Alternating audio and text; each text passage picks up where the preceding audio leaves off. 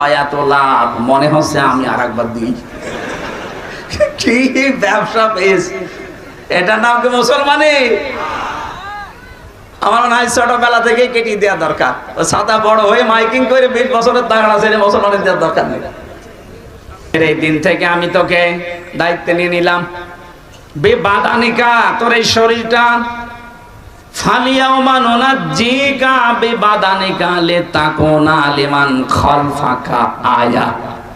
কিয়ামত পর্যন্ত কোনো মেডিসিন লাগবে না, কোনো ঔষধ দেওয়া লাগবে না।